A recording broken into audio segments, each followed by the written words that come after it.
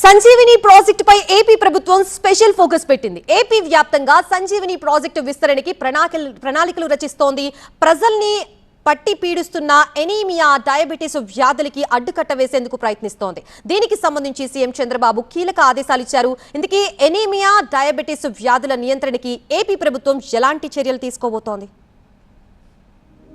AP నుంచి diabetes, anaemia రోగాలను పారదోలేందుకు చంద్రబాబు ప్రభుత్వం ప్రత్యేక చర్యలు తీసుకుంటుంది. ఏపీలో నిర్వహించిన సమగ్ర ఆరోగ్య శాఖ సర్వేలో 80% ప్రజలను 10 రకాల అనారోగ్య సమస్యలు వేధిస్తున్నట్లు వెల్లడైంది. వీటిలో ఎనీమియా, డయాబెటీస్ వ్యాధులదే అగ్రభాగంగా ఉండటంతో ఈ రెండింటిపై ప్రత్యేక దృష్టి సారించింది. ఆపరేషన్ సంజీవని ప్రాజెక్టులో భాగంగా ఎనీమియా, డయాబెటీస్ నియంత్రణకు ప్రత్యేక చర్యలు తీసుకుంటుంది.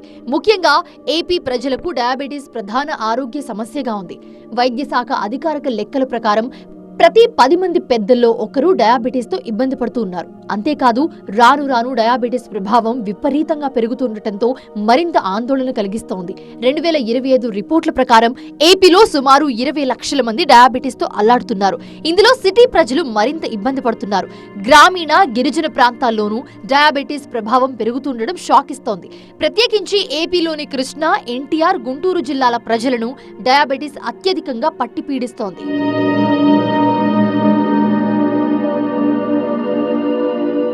ఇక ఏపీ ప్రజలను వేధిస్తున్న మరో అనారోగ్య సమస్య ఎనీమియా, అదే రక్తహీనత.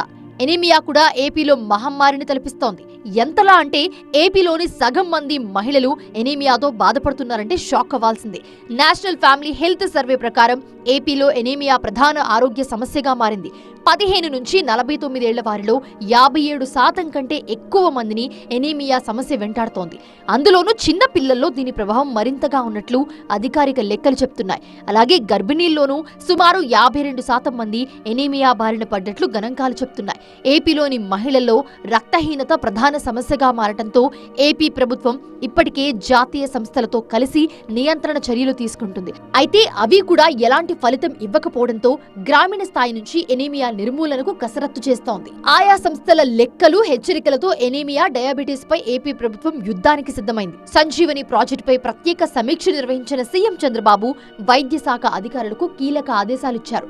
గతేడాది అక్టోబర్లో కుప్పంలో పైలట్ ప్రాజెక్ట్ గా చేపట్టిన సంజీవని ప్రాజెక్ట్ సక్సెస్ కావడంతో ఏపీ వ్యాప్తంగా అమలు చేయాలని స్పష్టం చేశారు.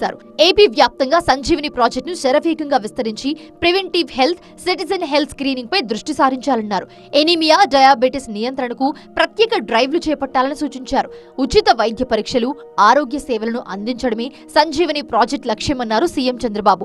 దీనిలో భాగంగా ప్రతి ఒక్కరికి రక్త పరీక్షలు నిర్వహించి ఎనీమియా, డయాబెటీస్ వ్యాధిగ్రస్తులకు ప్రత్యేక వైద్య సేవలు అందించాలని, తద్వారా ఈ రెండింటి కట్టడికి చర్యలు తీసుకోవాలన్నారు. మొత్తంగా ప్రజల ఆరోగ్యాన్ని మెరుగుపరచడమే లక్ష్యంగా ఏపీ ప్రభుత్వం సంజీవని ప్రాజెక్టును వేగంగా అమలు చేయబోతుంది. ప్రధానంగా ఎనీమియా, డయాబెటీస్ రోగాలను కంట్రోల్ చేయగలిగితే రాష్ట్రాన్ని ఆరోగ్య ఆంధ్రప్రదేశ్గా మార్చడం ఖాయమని ఏపీ ప్రభుత్వం భావిస్తోంది.